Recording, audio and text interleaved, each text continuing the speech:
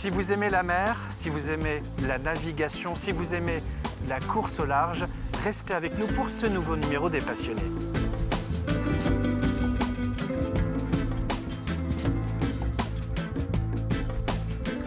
Qui êtes-vous, Jean-Luc? Eh ben, moi, je suis un vieux prof de maths en retraite. Je suis le chanteur du groupe Globalement Vôtre. Je suis heureux dans la vie. Et accessoirement, je suis un ancien navigateur. Je suis toujours d'ailleurs navigateur, mais aujourd'hui, ce n'est plus professionnel. Vous êtes aussi sablais. Je suis aussi sablé. Chaumois, oui, c'est pas exactement pareil. La Chaume, c'est l'origine des Sables d'Olonne. Et donc, moi, je suis très content d'habiter là-bas.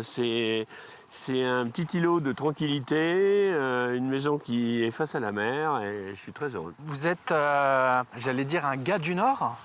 Oui, je suis un ch'ti avec un nom comme le mien. On ne peut pas cacher mes origines flamandes. Mon grand-père était flamand, était belge.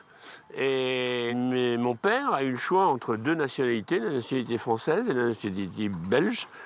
Et il a choisi français parce qu'il y avait moins de service militaire à faire en France qu'en Belgique.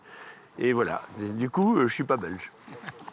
Alors Jean-Luc, si nous nous sommes retrouvés ici sur ces fameux pontons du Vendée Globe au Sables d'Olonne, c'est parce que vous êtes un pionnier de la navigation en solitaire, détenteur de plusieurs records. Le Vendée Globe, vous y avez participé.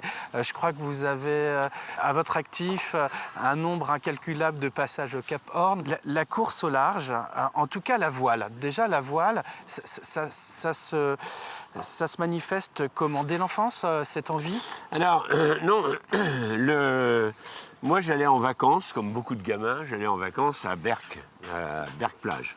Parce que j'étais d'une santé fragile et il paraît que là-bas, il y avait le meilleur vent, le meilleur temps, la meilleure iode, enfin bref, il fallait que ce soit extraordinaire, et donc j'allais là-bas en vacances. Évidemment, au bord de l'eau, là-bas, il y a des bâches, c'est-à-dire des espèces de petites retenues d'eau. Et un des premiers jouets dont je me souviens, c'est une maquette de bateau que je faisais naviguer dans les bâches, justement. Et puis après, c'est les livres. On m'a offert, quand j'avais 12-13 ans, le bouquin de Jean Mérien sur les navigateurs solitaires. Et je suis tombé sur plusieurs bouquins d'Alain Gerbaud, de Marcel Bardiot, de tous ces gens-là. Et ça m'a fait rêver, quoi. Hein. Et puis Jules Verne, j'habitais à Amiens dans la rue de Jules Verne. Donc Jules Verne, l'île mystérieuse, les enfants du capitaine Grant, tout ça. C'est des trucs gamins, ça nous faisait rêver à cette époque-là.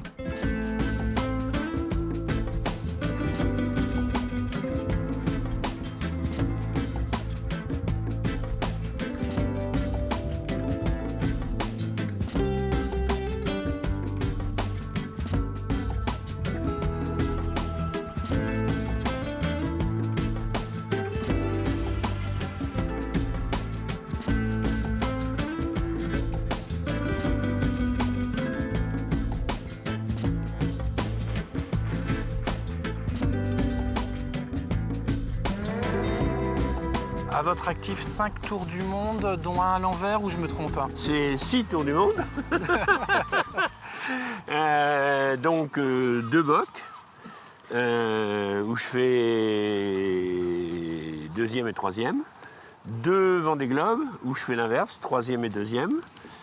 C'est un record autour du monde en sens inverse, qui tient depuis 20 ans. Il n'a toujours pas été battu. Et depuis plus de 20 ans maintenant.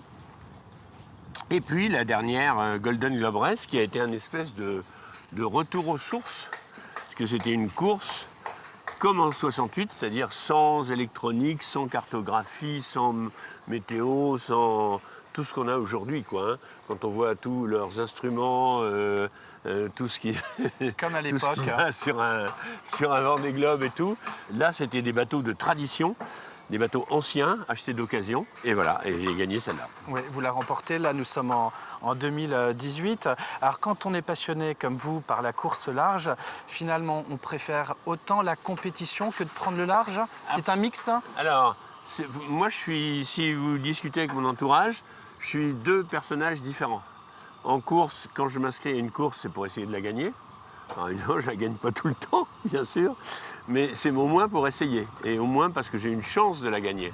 Par contre, en croisière, pour moi, c'est faire la bouffe, profiter du beau temps, profiter de faire des lectures, profiter de la vie à bord du bateau, avec les gens qui sont avec moi, et c'est plus un loisir et un plaisir et du bonheur qu'une compétition. Moi, que le bateau aille... évidemment, si on peut, en réglant la voile, aller un tout petit peu plus vite, on va régler la voile. Mais ce n'est pas pour moi l'objectif principal. Donc en vous, il y a le navigateur pépère et le compétiteur. Voilà, il y a le croisiériste. Et au départ, ce qui m'intéressait, c'était la compétition. Nous, on ne savait pas du tout, dans les années 60, on ne savait pas du tout qu'il y aurait des compétitions de voile comme ça. Ça n'existait pas, tout ça.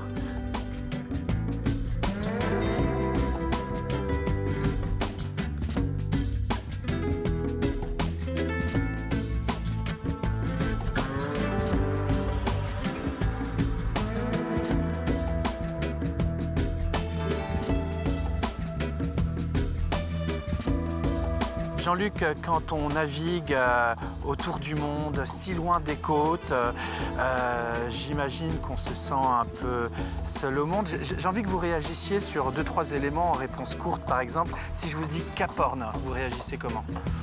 C'est pas le Cap Horn qui est difficile à passer, c'est surtout de l'atteindre. Et le problème, c'est d'y arriver et de revenir à la maison. Maintenant, c'est un lieu mythique. C'est un lieu mythique parce que c'est le plus sud du continent américain, c'est le plus sud du parcours. Et forcément, le passé, c'est se sortir des 40e et c'est mythique. J'allais y venir. Les 40e, rugissants. Ah ben, les 40e rugissants, c'est toute la zone d'en bas, au sud de l'Afrique du Sud, au sud de l'Australie, au sud du Cap Horn.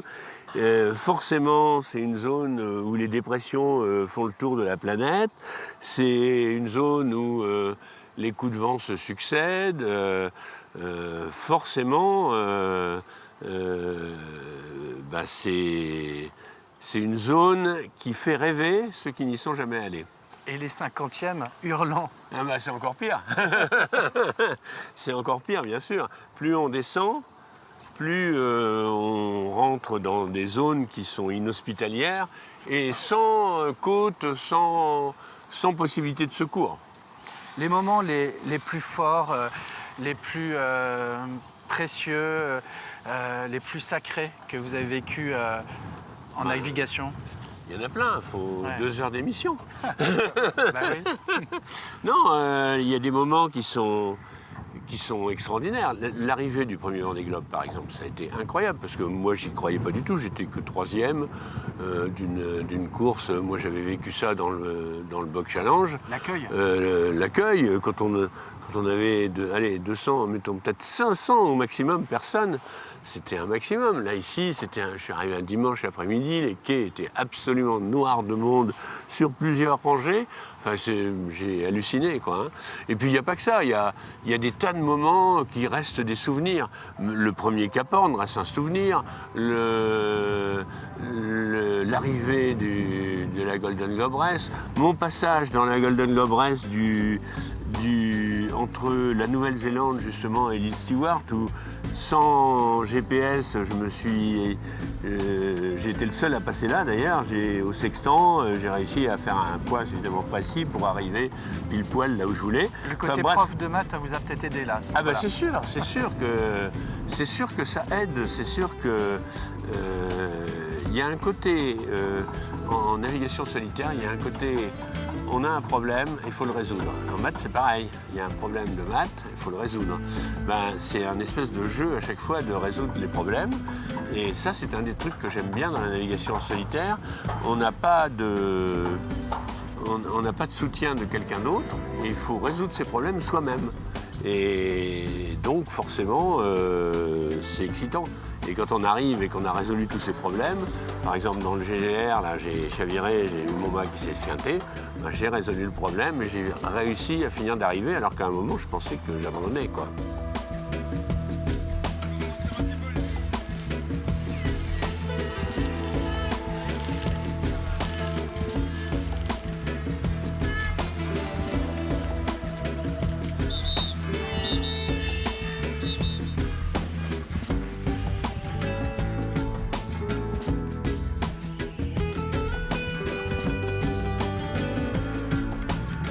Jean-Luc, vous êtes retraité de la navigation professionnelle, mais cependant, vous continuez à faire de la voile avec des projets, alors type croisière, hein, Nouvelle-Zélande bientôt, le plaisir est toujours là.